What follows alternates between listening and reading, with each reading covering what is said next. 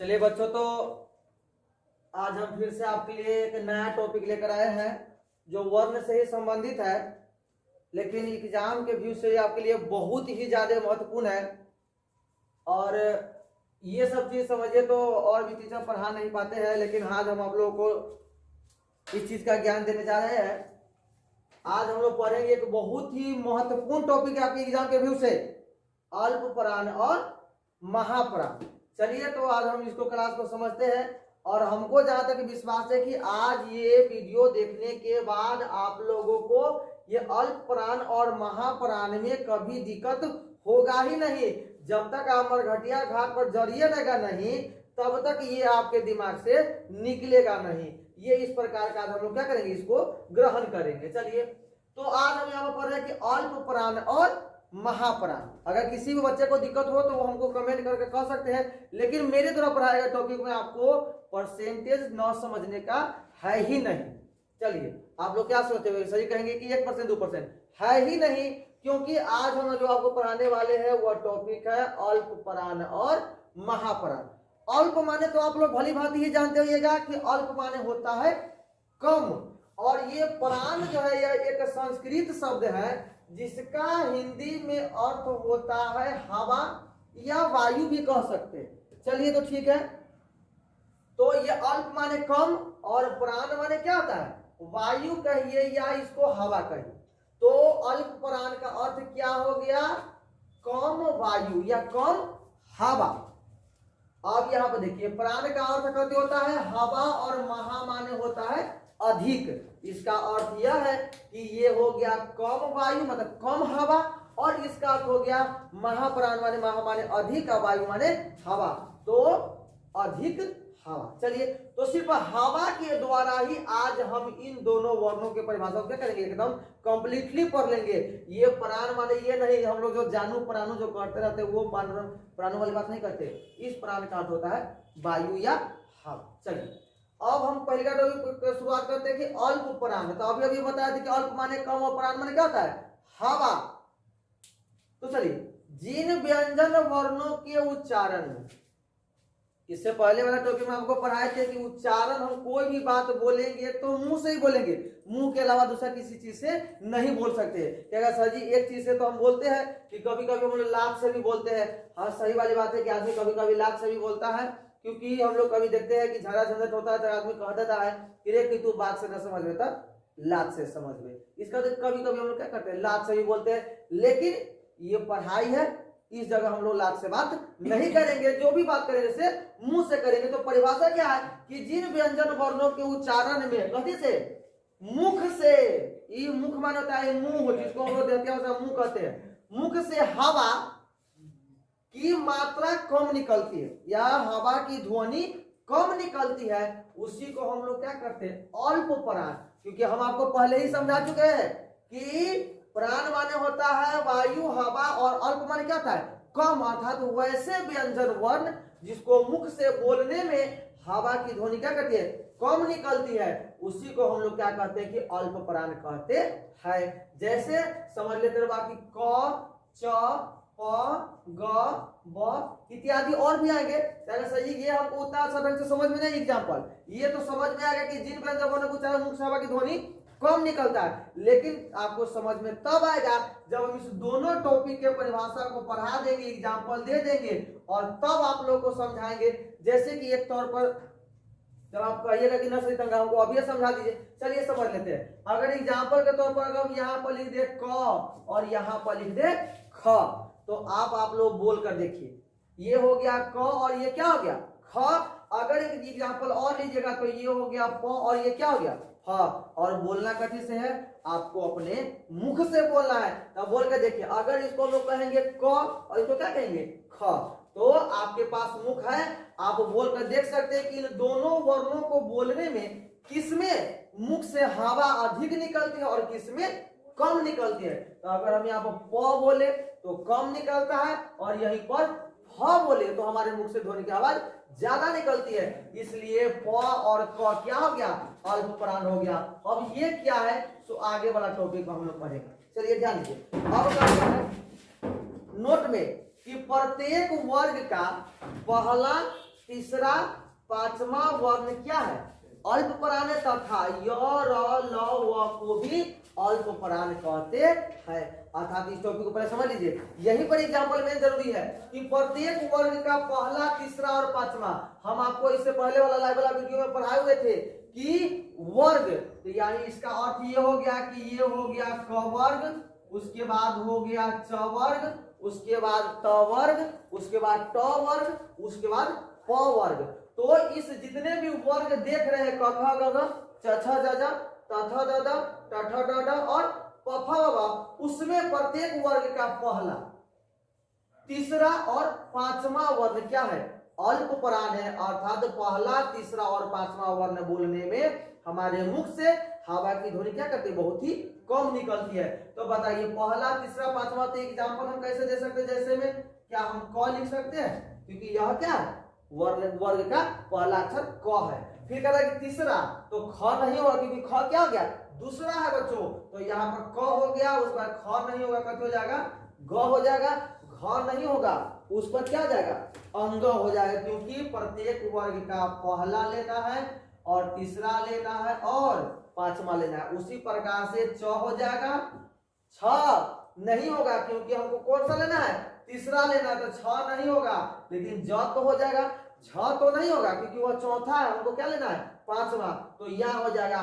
इसी प्रकार से अगर हम चले तो त हो जाएगा, थ नहीं होगा, द हो जाएगा, ध नहीं होगा, न हो जाएगा।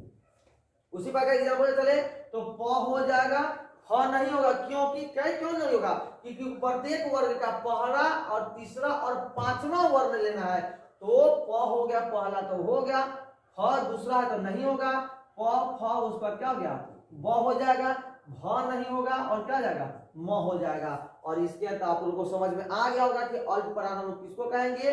तो जिन व्यंजन वर्णों को उच्चारण मुख से हवा की ध्वनि कम निकलती है तो वो अल्प प्राण कहता है। एग्जाम्पल के तौर पर क्या लेंगे कि प्रत्येक वर्ग का पहला, तीसरा और पांचवा वर्ण क्या है? अल्प प्राण है। साथ ही य र ल व को भी हम लोग क्या कहते हैं? अल्प प्राण कहते हैं। अर्थात इस एग्जाम्पल में य र ल व को भी शामिल हम क्या कर सकते हैं? कर सकते हैं। चलिए अब तो समझ में आ गया होगा कि अल्प प्राण किसे कहते हैं। तो बताइए बच्चों कि अल्प प्राण का परिभाषा क्या था? कि जिन व्यंजन वर्णों के उच्चारण में मुख से हवा की ध्वनि कम निकलती है तो अल्प प्राण। और अभी हम बता रहे थे कि महामान होता है अधिक और प्राणमान होता है हवा या वायु। अर्थात जिन व्यंजन वर्णों के उच्चारण में मुख से हवा की ध्वनि या मात्रा क्या निकलती है? अधिक निकलती है, उसी को हम लोग क्या कहेंगे? महाप्राण। बस इसी बात को समझना है कि मुख से हवा की ध्वनि कम निकलेगा तो अल्प प्राण होगा और मुख से हवा की ध्वनि अधिक निकलेगी तो वह क्या हो जाएगा? महाप्राण हो जाएगा। अब एग्जाम्पल के तौर पर आप दे सकते हैं कि प्रत्येक वर्ग का इसमें पहला था, तीसरा था और पांचवा था। तो बताइए बच कौन सा गया? कौन सा बच गया बताइए? पहला, तीसरा और पांचवा हो गया तो बच कौन सा गया? तो बच गया दूसरा और चौथा। तो यही तो हम यहाँ पर लिखाए थे कि प्रत्येक वर्ग का दूसरा तथा चौथा वर्ण क्या है? महाप्राण है। और इसमें आपको आ जाएगा,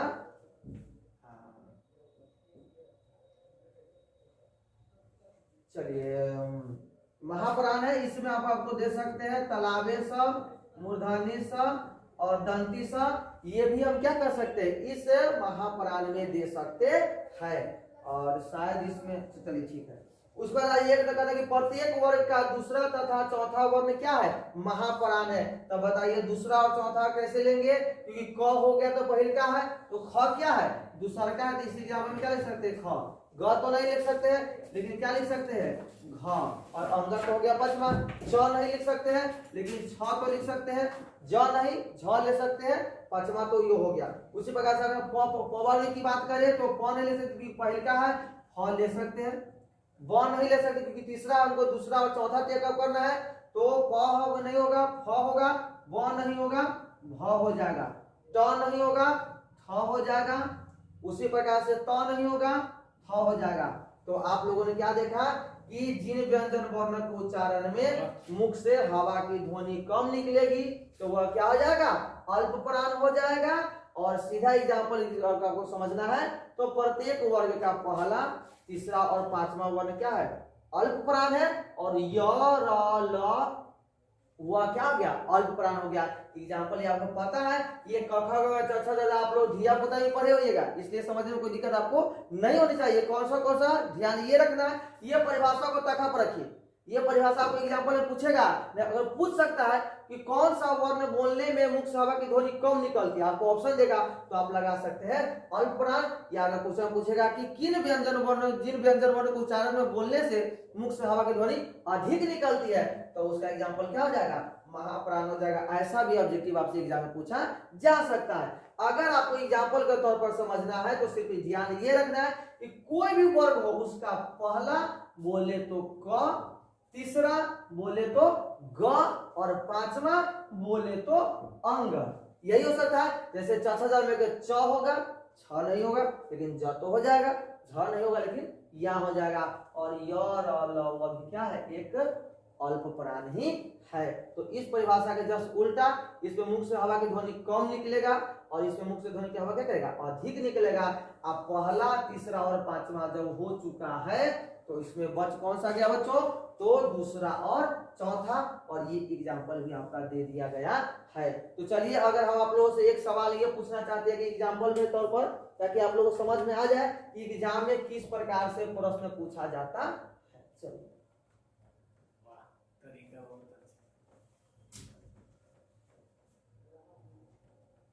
ये नोट हम पॉइंट रहने दिए ताकि आप लोगों को वह भी समझाने में हमको सहूलियत होगा। चलिए ध्यान दीजिए, एग्जाम में आपको अल्प प्राण और महाप्राण कैसे पूछता है। ये साधारण सा क्वेश्चन पूछेगा आपसे कि निम्नलिखित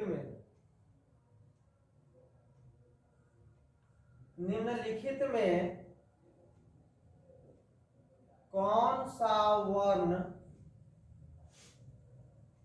अल्प प्राण नहीं है। थोड़ा सा क्वेश्चन हम घुमा दिए है, थोड़ा सा, लेकिन आप लोग नहीं घूमिएगा, आप लोग अपने जगह पर रहिए। निम्नलिखित में कौन सा वर्ण अल्प प्राण नहीं है। क्वेश्चन समझ लीजिए कि निम्नलिखित में कौन सा वर्ण अल्प प्राण नहीं है। चलिए, आप लोगों को थोड़ा अगर देखने में दिक्कत होता है तो थोड़ा बड़ा बड़ा लिख देते हैं।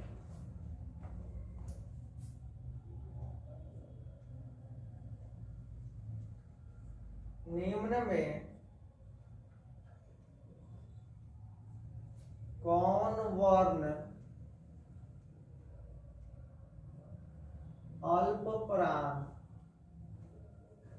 नहीं है। ये आपका क्वेश्चन आ गया और एग्जाम्पल भी आपको ऑप्शन देगा। चलिए, एक में ऑप्शन दे देते हैं। क्वेश्चन समझिए कि निम्न में कौन वर्ण अल्प प्राण नहीं है। ठीक है बच्चों, निम्नलिखित में कौन वर्ण अल्प प्राण नहीं है। चलिए, तो ध्यान दीजिए। तो अब हम यहाँ पर ले देते हैं क। एग्जाम्पल नंबर दूसरा में हम यहाँ को ले देते हैं फ। और एग्जाम्पल नंबर तीसरा में अगर आप कहिएगा तो हम ले देते हैं आपको न। और एग्जाम्पल नंबर चौथा में कहिएगा तो आपको ले देते हैं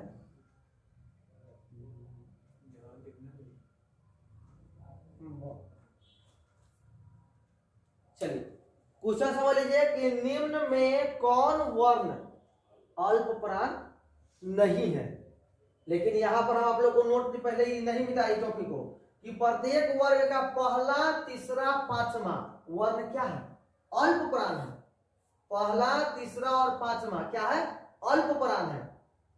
और दूसरा और चौथा क्या है, महाप्राण है। चलिए, तो क्वेश्चन कैसे टेबल है कि निम्न में कौन वर्ण अल्प प्राण नहीं है। तो इसका सही अर्थ क्या है कि अल्प प्राण नहीं है, इसका मतलब कि महाप्राण है।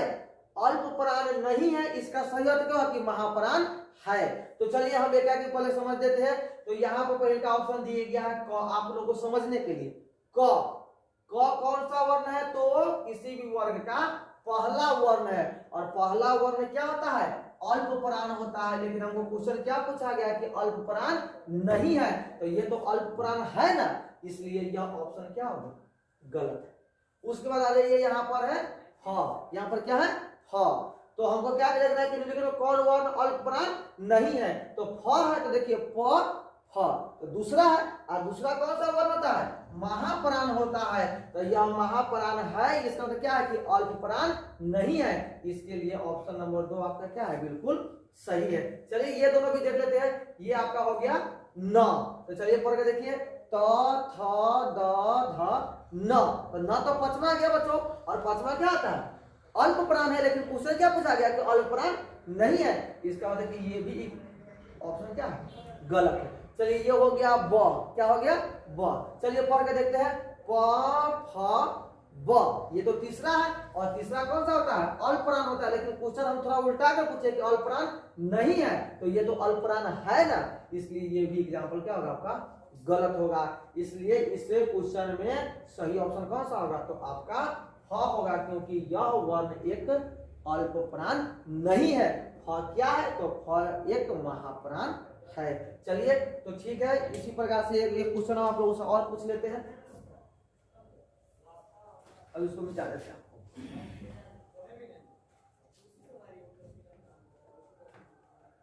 सर जी, संजय जी,